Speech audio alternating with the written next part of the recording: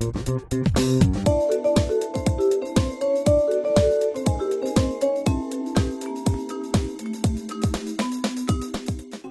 écoutez, bienvenue dans cette salle du Maréchaux à Avallon pour une remise des récompenses qu'on avait initiée l'année dernière pour la première fois pour récompenser les sportifs, les équipes, les dirigeants, les arbitres qui avaient porté haut les couleurs de la ville d'Avallon sur les terrains, dans les salles, un petit peu partout. Et on voulait bien évidemment, pour ceux qui nous ont adressé des nominés, les récompenser. On va récompenser quelques sportifs pour leur performance réalisée au cours de l'année. Et je vais commencer par la natation en appelant Thomas Druoton. Thomas Druoton donc, est licencié au club de natation d'Avallon. Il pratique la brasse sur différentes distances, le 50 mètres, le 100 mètres et le 200 mètres. C'est ça, aujourd'hui, il a rejoint le club de Dijon, puisqu'il est étudiant à l'UT de Dijon, il est étudiant d'ingénieur. Et ses deux sœurs pratiquent aussi la natation à Avallon. Ça confirme aussi l'aspect formation qui est réalisé par le club de natation, et je voulais saluer son président et tous ceux de l'encadrement. On a aussi le CSA, les cyclosportifs, qui nous ont proposé le Hervé de Battista, qui est vraiment un fidèle du club, qui a été champion de Lyon en juin 2017, engagé aussi, a été sélectionné dans l'équipe de Lyon pour participer au championnat de France contre la montre qui se sont déroulés à Montbard au mois de septembre dernier. Donc c'est un élément fort de ce club de sport d'Avallon qui, bien entendu, organise aussi les grimpettes, et je voulais saluer le travail qui a été réalisé par le club dans ce cadre-là, et bravo donc M. de Battista. Un autre membre de l'ECSA, c'est Marcel Leschneau. Marcel Leschneau, il vient de chez son cardiologue, donc il est arrivé en bon état. Alors il espère faire encore du vélo à 106 ans pour battre 108 ans. Oui. Merci en tout cas, je crois que ça méritait, on méritait vraiment ce coup de chapeau parce que... Alors, on va passer du côté des féminines pour ces performances par équipe notamment.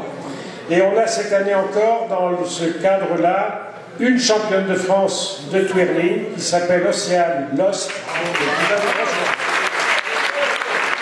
On va faire venir avec elle Baptiste Rapneau. Et oui.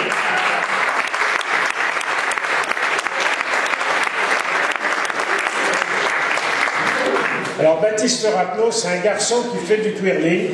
Alors ça existe effectivement, moi j'ai vu, j'ai été voir quelques épreuves de twirling, et c'est vrai que c'est beaucoup de mérite, parce que être avec les filles, quelquefois on peut être un peu provoqué de temps en temps, mais je trouve qu'il s'en sort très bien.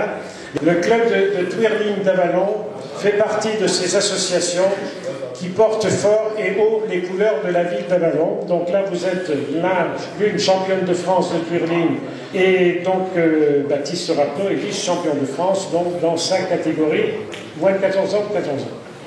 14 ans. Et donc pour compléter la série, l'équipe Junior Excellence féminine, non féminine, Junior Excellence féminine, donc du Fuchsia Club, en 15-16 ans, a été aussi championne de France par équipe.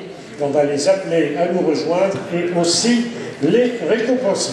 Le twirling, c'est aussi souligner l'effort qui est fait par les bénévoles, par la présidente.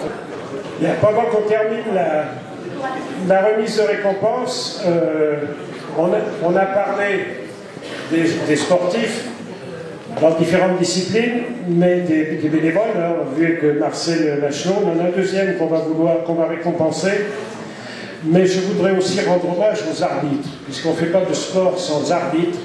Et dans les clubs, on a souvent du mal à trouver des arbitres. Ça fait partie des éléments qui peuvent pénaliser, parce qu'on peut perdre des points dans ce cadre-là. Et je voulais mettre en avant un club, c'est le club de handball, qui a formé de jeunes arbitres et qui nous a proposé le nom de 2 jeunes arbitres qui interviennent au niveau du championnat de France, donc dans les moins de 18 ans. J'appelle donc Yann Radigon et Théo Mouton.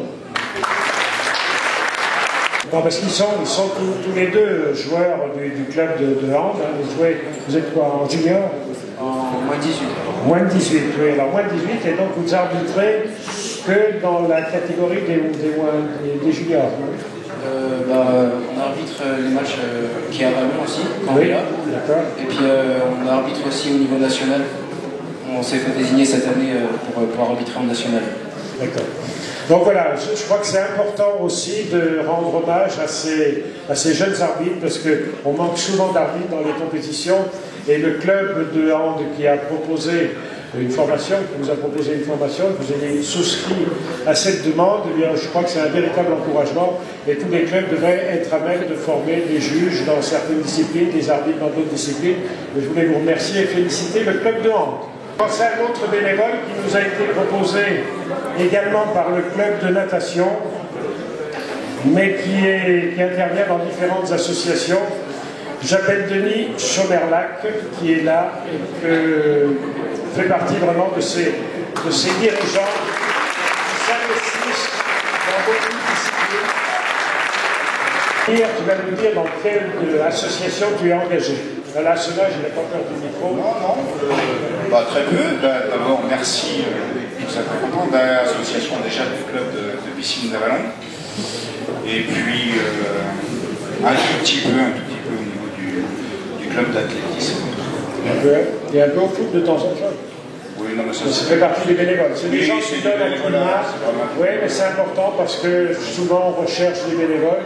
Qui manque dans toutes les associations sportives. Je pense qu'on est vraiment à court de bénévoles.